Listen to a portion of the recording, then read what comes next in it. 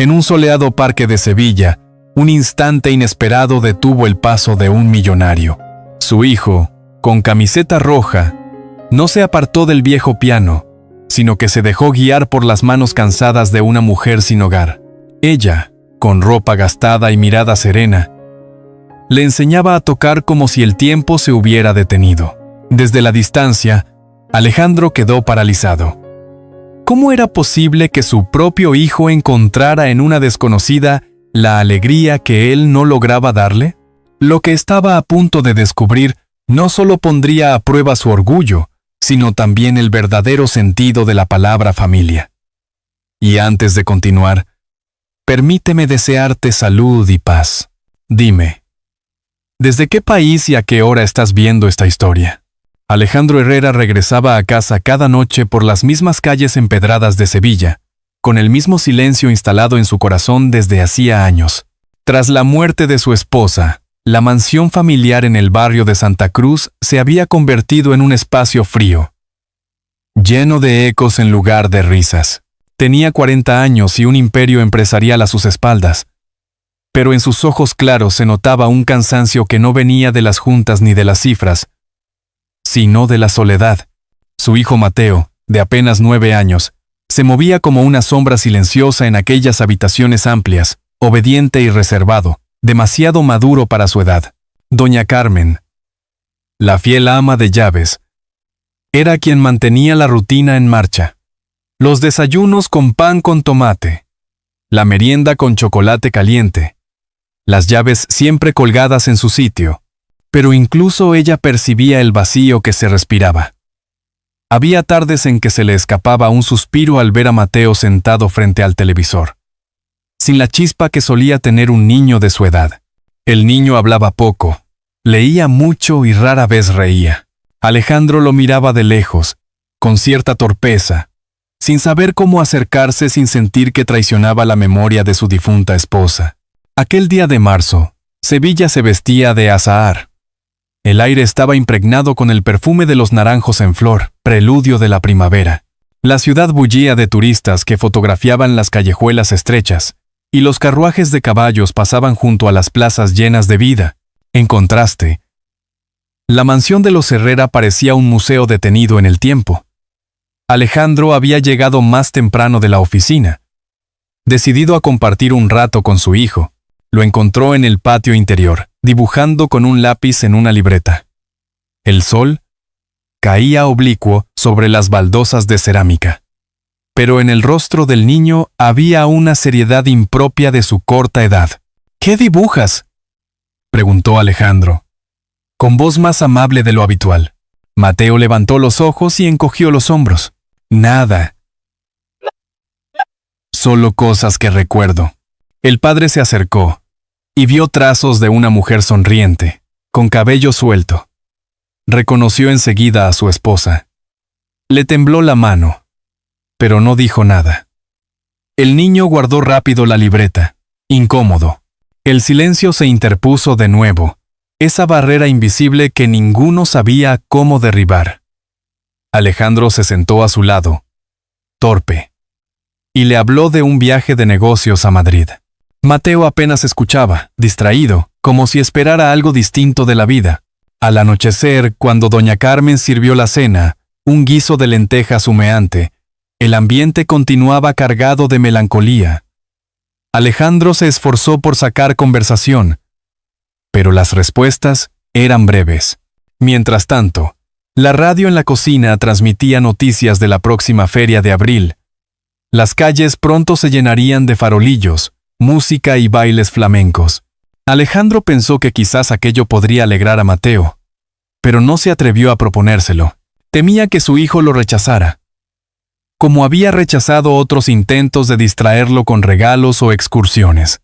Esa noche, cuando Alejandro se encerró en su despacho, abrió una botella de vino y miró los retratos de su esposa en la pared. Sentía un nudo en la garganta.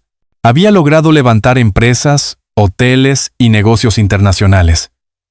Pero frente a su hijo, era incapaz de construir un puente. Se preguntaba en qué momento la vida se le había vuelto tan ajena. ¿Por qué los números eran fáciles de controlar? pero los sentimientos lo dejaban indefenso. Mientras tanto, en su cuarto, Mateo observaba por la ventana el cielo sevillano iluminado por la luna. Pensaba que quizás, en algún rincón de la ciudad, habría alguien que pudiera devolverle la risa. La rutina de silencio continuaba. Doña Carmen se decía a sí misma que aquel hombre necesitaba un milagro. Alguien que tocara la fibra de su corazón endurecido.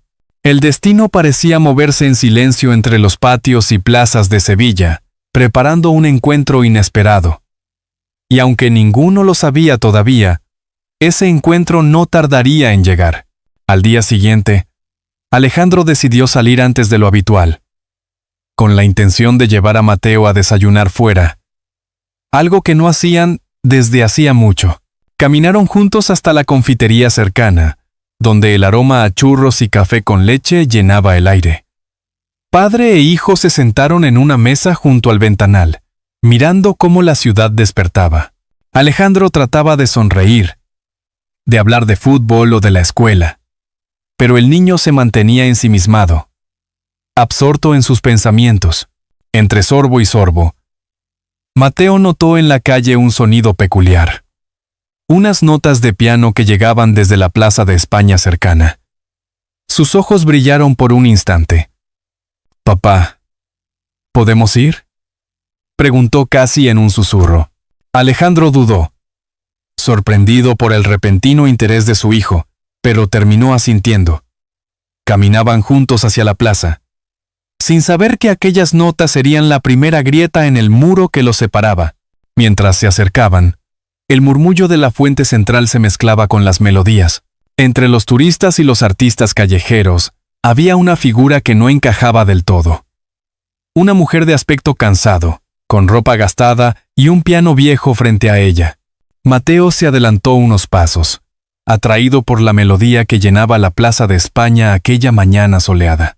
Turistas hacían fotos frente a los azulejos y la fuente central, mientras las barcas avanzaban despacio por el canal. El piano, aunque viejo y con teclas gastadas, desprendía un sonido sorprendentemente delicado bajo las manos de una mujer. Su aspecto llamaba la atención. Cabello recogido con descuido, un vestido descolorido y un brillo cansado en los ojos que contrastaba con la ternura de su música.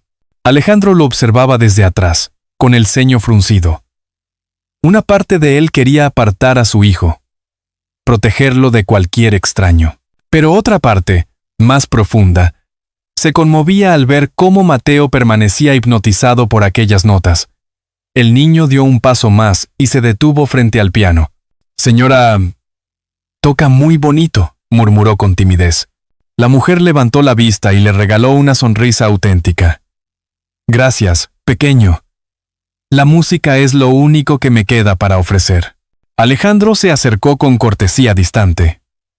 «Soy Alejandro Herrera, el padre de Mateo. ¿Y usted?». Isabel Morales, respondió ella con voz serena, aunque su ropa la delataba como alguien en apuros. Antes era maestra. Ahora solo intento sobrevivir. Mateo no apartaba la vista del instrumento. ¿Podría enseñarme a tocar?, preguntó de repente. Alejandro se tensó. «Mateo, no molestes a la señora». «No me molesta», intervino Isabel suavemente. «Siempre es un honor compartir un poco de música con un niño». El niño se sentó a su lado. Sus dedos pequeños tropezaban en las teclas, y ella reía con paciencia. «Despacio, Mateo. La música no se apura. Se siente aquí», dijo, llevándose la mano al corazón. Alejandro tragó saliva. Hacía meses que no escuchaba a su hijo reír con esa libertad. Aquella risa clara lo atravesó como una flecha inesperada. «Gracias, señora Morales», dijo al fin. «Pero debemos irnos». Ella asintió sin reproche.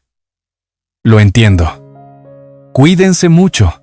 Cuando se alejaban, Mateo tiraba de la manga de su padre.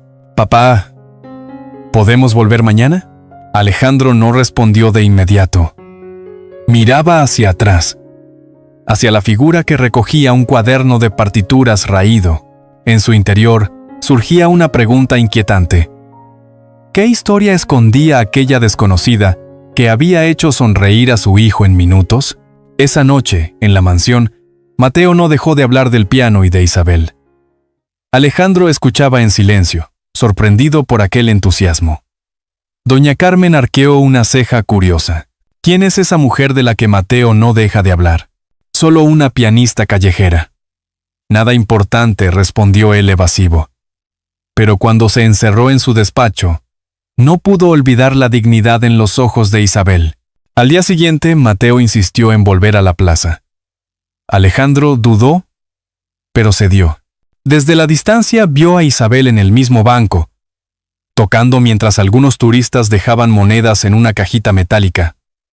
Mateo corrió hacia ella. «Señorita Isabel». Ella lo recibió con una sonrisa amplia.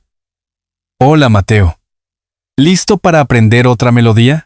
Y allí, bajo el sol sevillano, comenzó un lazo invisible entre los tres. Isabel enseñaba, Mateo reía, y Alejandro observaba con el corazón dividido entre la cautela y la necesidad de entender quién era realmente aquella mujer. El tiempo pasaba y el murmullo de la plaza se diluía en las notas del piano. Alejandro, cruzado de brazos, descubrió algo inquietante. Por primera vez en años, no quería que el momento terminara. Isabel cerró los ojos un instante, como si tocara no solo para el niño, sino también para alguien que había perdido. Su voz se quebró apenas cuando dijo, «Su hijo tiene un talento natural, señor Herrera. Sería una lástima no cultivarlo». Alejandro asintió lentamente, sin saber aún que esa frase marcaría el inicio de un cambio irreversible. Y en medio de aquella mañana luminosa, el aire de Sevilla parecía susurrar que la vida estaba a punto de entrelazar destinos que ninguno había imaginado. Durante los días siguientes, Alejandro y Mateo volvieron varias veces a la Plaza de España. Siempre encontraban a Isabel en el mismo banco de piedra, junto a su piano envejecido, rodeada de turistas curiosos y de aquel aire de melancolía que parecía envolverla. Para Mateo, cada visita era una aventura. Aprendía a tocar nuevas melodías. Cantaba fragmentos sencillos y reía con una naturalidad que hacía tiempo no mostraba. Para Alejandro, en cambio, cada encuentro se convertía en una mezcla de gratitud y desconcierto. No entendía cómo aquella mujer, con tan poco, lograba ofrecer tanto. Una tarde de domingo, la plaza estaba especialmente concurrida. El sol bañaba los azulejos con tonos dorados y el murmullo de las fuentes competía con las guitarras de los artistas callejeros. Isabel tocaba una pieza suave, casi íntima, mientras Mateo seguía el ritmo golpeando las palmas con entusiasmo. Alejandro, de pie a pocos metros, notaba cómo varios transeúntes se detenían, no tanto por la música, sino por la escena que formaban aquella mujer y su hijo, y en medio de las miradas ajenas, se sintió vulnerable. Al terminar la pieza, Alejandro se acercó y dejó discretamente un billete en la cajita de metal. Isabel lo miró de reojo y negó con la cabeza. «No es necesario», murmuró. «Considérelo un agradecimiento», respondió él con seriedad. «Ha hecho reír a mi hijo, y eso no tiene precio». Isabel bajó la mirada, visiblemente incómoda, pero no discutió. Mateo, en cambio, tiró del brazo de su padre. «Papá, ¿puedo invitar a Isabel a merendar con nosotros?» Alejandro dudó. La idea de llevar a aquella desconocida a un café elegante de la Avenida de la Constitución le parecía inusual. Sin embargo, la súplica en los ojos de Mateo lo desarmó. «Está bien, pero solo si la señora acepta». Isabel vaciló unos segundos, como si midiera las consecuencias de aceptar. Finalmente asintió. «Gracias. Pero solo un café». El trío caminó hasta una cafetería cercana. El aroma a chocolate con churros impregnaba el aire, y los camareros se movían con rapidez entre las mesas repletas de familias. Isabel se sentó con cautela, como si aquel entorno no le perteneciera.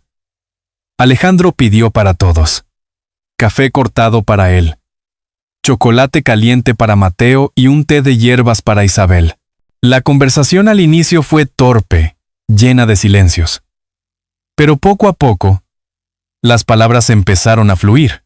¿Siempre vivió en Sevilla?, preguntó Alejandro con interés genuino. Nací aquí. Sí, respondió Isabel. Fui maestra en un colegio del barrio de Triana.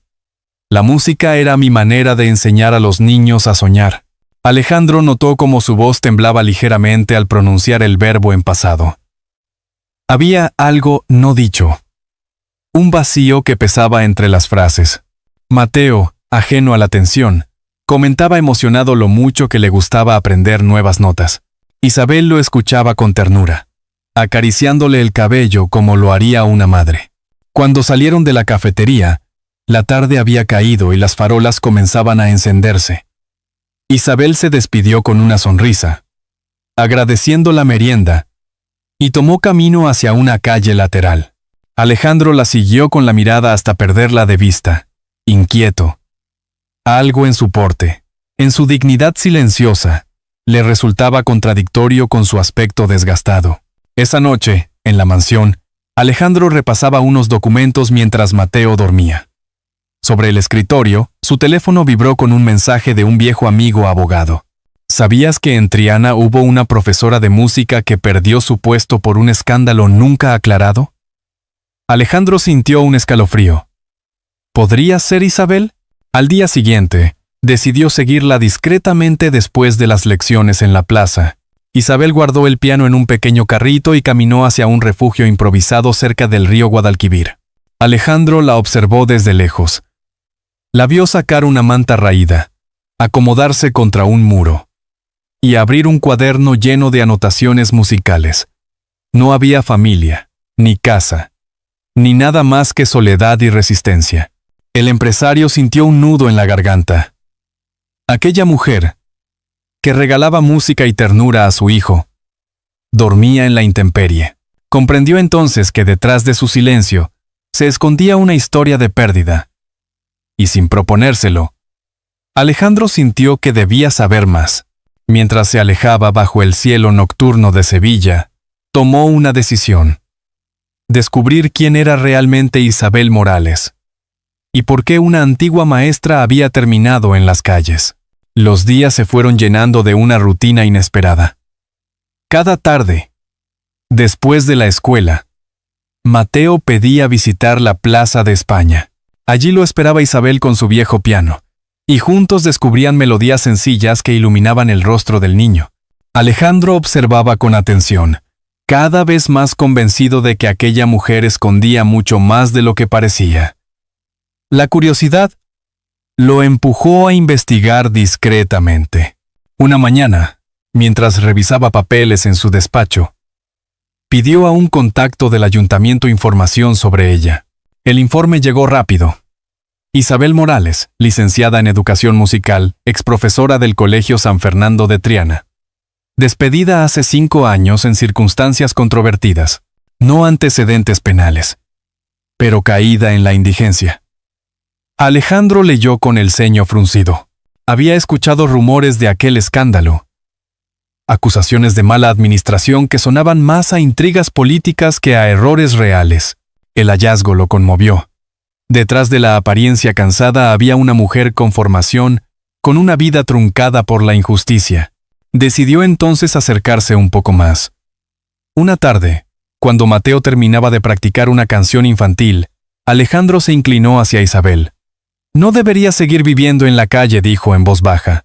«Tiene talento y mi hijo la adora. Puedo ayudarla». Isabel lo miró con una mezcla de gratitud y desconfianza. «Señor Herrera, le agradezco, pero no busco caridad. Solo intento mantenerme en pie».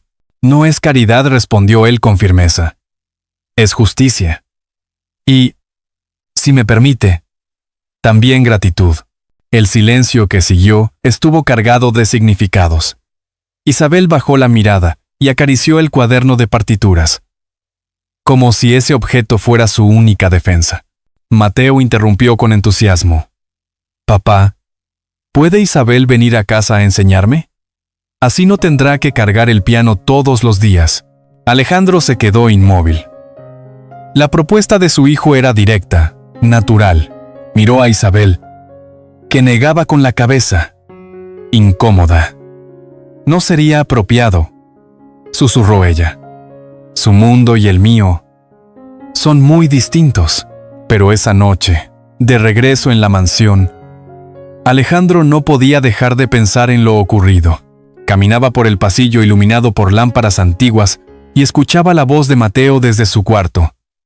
«Papá, con Isabel me siento feliz, como si mamá estuviera cerca». Esas palabras le desgarraron el corazón.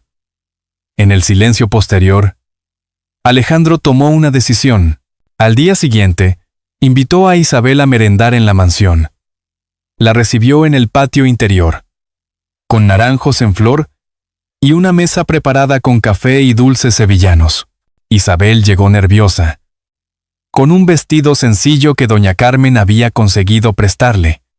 Se sentó rígida, mirando a su alrededor como quien pisa terreno prohibido. «Esta es su casa. Si usted lo quiere», dijo Alejandro con voz suave. Isabel sonrió tímidamente. «Hace mucho que nadie me dice algo así». La merienda se desarrolló con Mateo entusiasmado mostrando sus dibujos, y doña Carmen observando con recelo. Aunque poco a poco se ablandaba al ver la ternura con la que Isabel trataba al niño, Alejandro se permitió algo inusual: reír. Era la primera vez en años que sentía la mansión vibrar con vida. Al caer la tarde, Alejandro acompañó a Isabel hasta la puerta.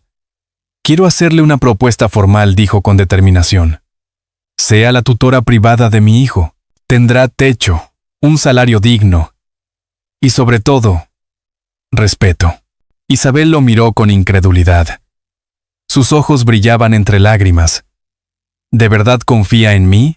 «Más de lo que imagina», respondió él. Mateo, que escuchaba desde la escalera, corrió a abrazarla. «Di que sí, Isabel». Ella permaneció en silencio, temblando entre el miedo y la esperanza. Esa noche, cuando volvió al refugio del Guadalquivir, abrió su cuaderno de partituras y acarició con cuidado una fotografía antigua escondida entre las páginas. Una niña pequeña sonriendo en brazos de una mujer. Isabel apretó la foto contra su pecho. «Perdóname», susurró en voz baja. «Todo habría sido distinto si no me lo hubieran arrebatado». Y mientras las luces de Sevilla se reflejaban en el río, Isabel comprendía que aceptar la propuesta de Alejandro significaba mucho más que un trabajo. Era abrir la puerta a un pasado que aún la perseguía. Desde que Isabel aceptó quedarse en la mansión como tutora de Mateo, la vida cotidiana cambió poco a poco. El patio, antes silencioso, se llenó de risas y notas de piano. Las mañanas comenzaban con desayunos más animados. Pan con aceite de oliva, zumo de naranja recién exprimido, y conversaciones que hacían sonreír a doña Carmen. Alejandro observaba sorprendido cómo su hijo recuperaba la vitalidad que creía perdida. Era como si Isabel hubiera devuelto el color a un cuadro apagado. Mateo progresaba con rapidez en la música. Tocaba melodías sencillas en el piano del salón, y se animaba a cantar coplas que Isabel le enseñaba. Alejandro, a menudo desde la puerta, contenía la emoción al verlos juntos. Empezaba a sentir que la presencia de Isabel no solo era positiva para su hijo, sino también para él. Había algo en su voz, en su manera de mirar, que lo hacía recordar la calidez de un hogar. Una noche, después de cenar, Alejandro encontró a Isabel en la terraza. Estaba sentada bajo la luz de la luna, con la foto que guardaba entre las partituras. Él se acercó con cautela. «¿Está bien?»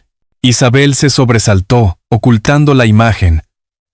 «Sí, solo», recordaba. Alejandro no insistió. Pero la duda quedó grabada en su mente. Había un secreto en ella que aún no conocía. Pasaron las semanas, y la relación entre ellos se volvió más cercana. Isabel acompañaba a Mateo a la escuela.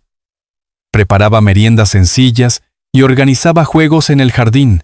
Doña Carmen, que al principio desconfiaba, empezó a confiarle tareas pequeñas. «Esta mujer tiene un corazón limpio», murmuró un día en la cocina mientras servía un café a Alejandro. Pero no todo era calma. Una tarde de abril, durante la feria, Alejandro decidió llevar a Mateo e Isabel a disfrutar de las casetas. La calle de Alfonso XII estaba llena de luces, caballos engalanados y mujeres con vestidos de volantes. El aire olía a manzanilla y a buñuelos recién fritos. Mateo estaba encantado, corriendo de un lado a otro, mientras Isabel lo seguía con paciencia. Alejandro, viendo la escena, sintió por primera vez en mucho tiempo un orgullo sereno, la imagen de una familia. En medio de la multitud, un hombre de traje oscuro se detuvo a unos metros y observó la escena. Sus ojos se clavaron en Isabel con una mezcla de sorpresa y desdén. Cuando ella lo vio, el color se le fue del rostro. ¿Isabel?, preguntó el desconocido con voz seca. Mateo se aferró a su mano, asustado por la tensión repentina.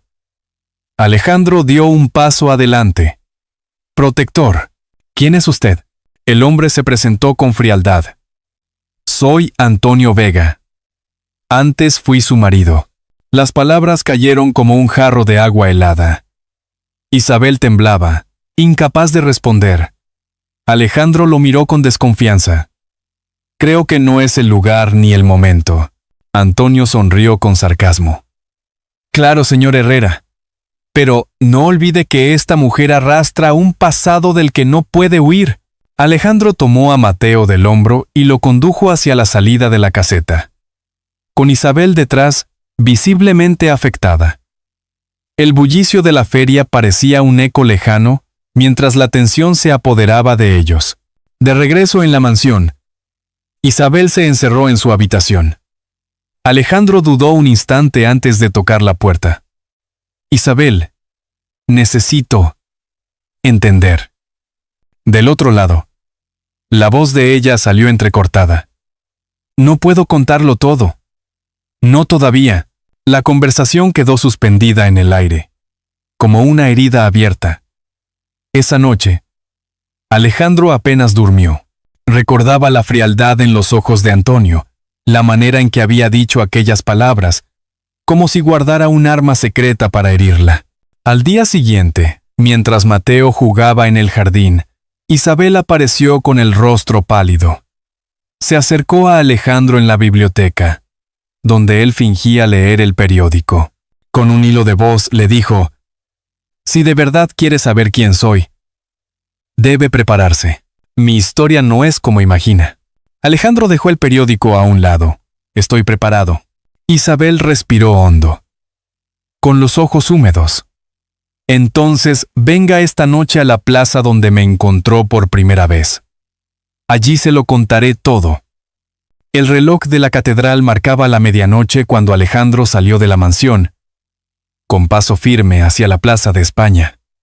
Las farolas iluminaban los azulejos, y la fuente central lanzaba destellos de agua bajo la luna. En el mismo banco donde ella solía tocar, Isabel lo esperaba con el cuaderno de partituras en las manos. «Es hora de que sepa la verdad», dijo, abriendo lentamente las páginas hasta mostrar la fotografía escondida.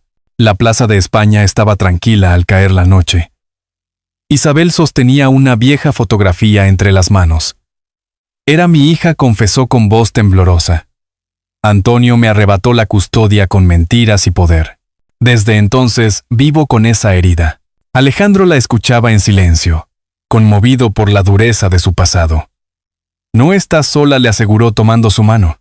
En ese momento apareció Mateo, que los había seguido en secreto. Se abrazó a Isabel con fuerza.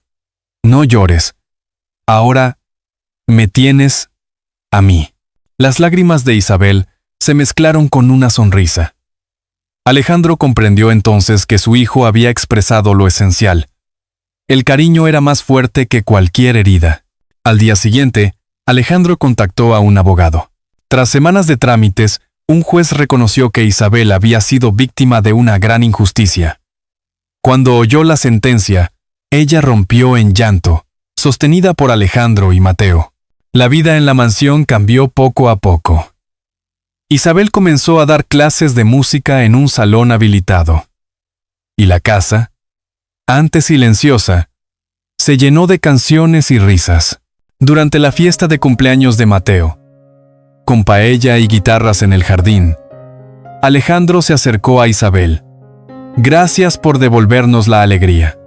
Y usted me devolvió la dignidad», respondió ella emocionada. Mateo, escuchando, tomó las manos de ambos. «Ya somos una familia, ¿verdad?».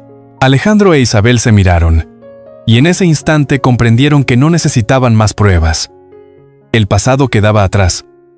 El futuro, lleno de esperanza, les pertenecía a los tres. El sol se escondía tras Sevilla mientras se abrazaban bajo el cielo anaranjado, y en ese gesto sencillo y profundo se cerraba la historia. La redención. El amor y la fuerza de una familia renacida. A veces, cuando cae la tarde sobre Sevilla y las campanas marcan el final del día, recordamos que no hay destino tan cerrado que no pueda abrirse con una sonrisa sincera. La historia de Alejandro, Isabel y el pequeño Mateo nos deja esa imagen inolvidable. Tres almas heridas que, entre la música y la ternura, encontraron el coraje de empezar de nuevo. Si esta historia le ha conmovido, deje un 1 en los comentarios. Y si cree que pudo ser distinta, o desea aportar su visión, marque un 0, porque al final, más allá de los desencuentros y las pérdidas, lo que sostiene nuestra vida es el amor compartido. El perdón y la capacidad de reparar los errores son como un puente que une generaciones. El dinero puede dar comodidades, pero nunca calor en el corazón. La bondad incondicional, en cambio, es capaz de transformar un destino. Cada persona merece ser querida y reconocida, sin importar sus cicatrices o fracasos. La verdadera riqueza está en dar oportunidades, en creer en el otro, cuando parece que nadie más lo hará. Quizás usted, que escucha esta historia desde su casa en Madrid, en Salamanca o en un pequeño pueblo de Andalucía, recuerde momentos en que también recibió un gesto inesperado de apoyo, como una lámpara encendida en la ventana durante la noche. Un acto sencillo de ternura puede guiarnos en los caminos más oscuros de la vida. Y es que la felicidad llega cuando dejamos de vivir solo para nosotros y descubrimos la alegría de compartir la mesa, las risas y hasta los silencios con quienes amamos. Le invito a tomarse un instante y pensar. ¿Cuándo fue la última vez que tendió la mano a alguien que lo necesitaba? A veces no hacen falta grandes gestos.